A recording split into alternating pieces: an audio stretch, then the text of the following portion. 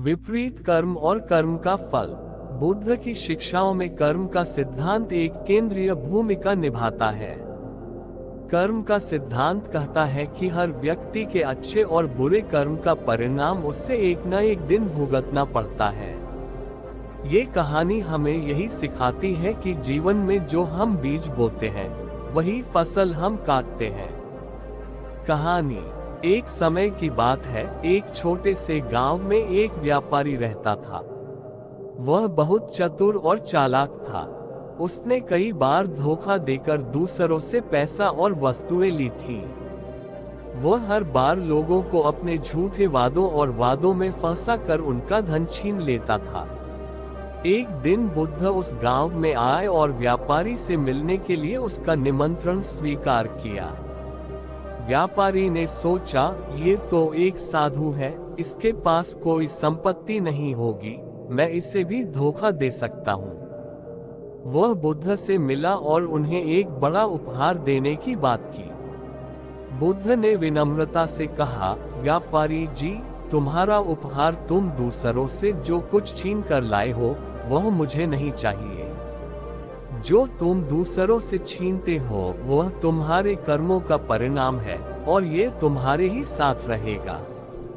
बुद्ध की बातों को सुनकर व्यापारी को एक गहरी झंझावात का अनुभव हुआ।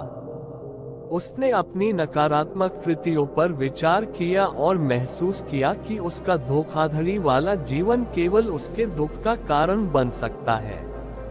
उसने अंततः अपने कर्मों को सुधारने का निश्चय किया और गांव वालों से माफी मांगी।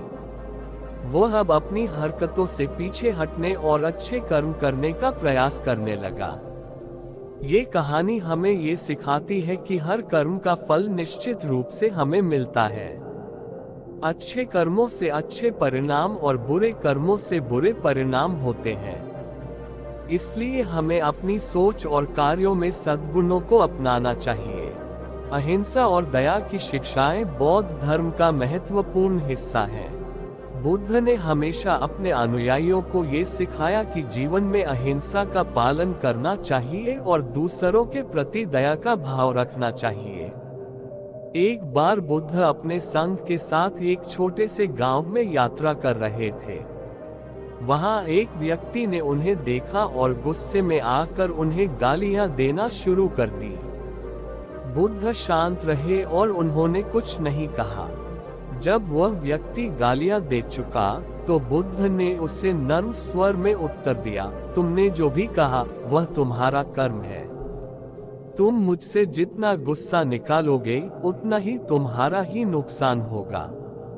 वह व्यक्ति बुद्ध की बातों से अवाक रह गया और धीरे धीरे उसका गुस्सा शांत हो गया। उसने महसूस किया कि वह अपनी नफरत और गुस्से में बुद्ध को क्यों गालियां दे रहा था। उसके बाद उसने बुद्ध से क्षमा मांगी और उनसे जीवन जीने के सही तरीके के बारे में सीखने का आग्रह किया। बुद्ध ने उसे समझाया, जैसे तुम दूसरों से प्यार और सम्मान की अपेक्षा करते हो वैसे ही तुम भी दूसरों को वही दया और सम्मान दो। अगर तुम हिंसा का जवाब दया से दोगे तो तुम्हारा मन शांत होगा और जीवन में सुख मिलेगा। ये कहानी हमें ये सिखाती है कि अहिंसा और दया ही जीवन के सही मार्ग हैं। अगर हम दूसरों के प्रति नफरत और हिंसा के बजाय प्यार और दया का व्यवहार करें तो हम अपने जीवन में शांति और संतुलन पा सकते हैं। 3. सच्ची खुशी का मार्ग। बुद्ध का मानना था कि सच्ची खुशी बाहरी संपत्ति और भौतिक सुखों में नहीं बल्कि आंतरिक शांति और संतुलन में है। उन्होंने जीवन के कठिनाइयों और समस्याओं का समाधान सरलता से समझाया। कहानी। एक दिन बुद्ध अपने शिष्यों के साथ एक बगीचे में विश्राम कर रहे थे। तभी एक शिष्य ने बुद्ध से पूछा, गुरु, मैं हमेशा खुश रहना चाहता हूँ, लेकिन जीवन में निरंतर संघर्ष और कठिनाइयाँ आती रहती हैं। क्या खुशी का कोई स्थायी तरीका है? बुद्ध मुस्कुराए और बोले, खुशी बाहर की चीजों से नहीं बल्कि हमारे भीतर की मानसिक स्थिति से आती है। अगर हम अपने विचारों और इच्छाओं को नियंत्रित कर लें तो हम किसी भी परिस्थिति में खुश रह सकते हैं। बुद्ध ने आगे कहा, जैसे एक नाविक अपनी नाव को लहरों के साथ संतुलित रखता है, वैसे ही हमें अपनी मानसिक स्थिति को संतुलित रखना चाहिए। जब हम अपने भीतर के द्वंद्वों को शांत करते हैं, तब हम सच्ची खुशी पा सकते हैं। ये कहानी हमें ये सिखाती है कि बाहरी दुनिया के संघर्षों से परे हमारी असली खुशी हमारे भीतर की मानसिक शांति और संतुलन में निहित है। अगर हम अपने विचारों को नियंत्रित करें और आंतरिक शांति बनाए रखें, तो कोई भी परिस्थिति हमें दुखी नहीं कर सकती। बुद्ध ने हमेशा अहंकार को त्यागने और विनम्रता को अपनाने की शिक्षा दी। अहंकार एक ऐसी बुराई है जो हमें अपने असली लक्ष्य से दूर कर देती है और जीवन के दुखों का कारण बनती है। एक बार एक प्रसिद्ध और शक्तिशाली राजा बुद्ध से मिलने आया। राजा ने बुद्ध से कहा, महात्मा, मुझे लगता है कि मेरी शक्ति और संपत्ति ही मुझे जीवन में संतुष्टि देती है। मैं कभी किसी से कम नहीं हूँ। बुद्ध ने राजा की बात सुनी और फिर एक उदाहरण दिया। मान लीजिए तुम एक फूल को पानी देते हो और वह फूल खिल जाता है। अब तुम अपने अहंकार के साथ उस फूल को देखकर गर्व महसूस कर रहे हो, लेकिन तुम्हारा अहंकार उस फूल को कभी अधिक सुंदर या शक्तिशाली नहीं बना सकता।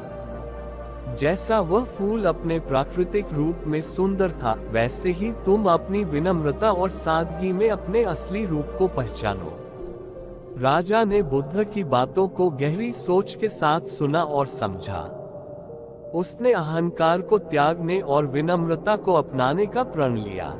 ये कहानी हमें ये सिखाती है कि अहंकार से दूर रहकर हम अपने जीवन में सच्ची संतुष्टि और शांति प्राप्त कर सकते हैं।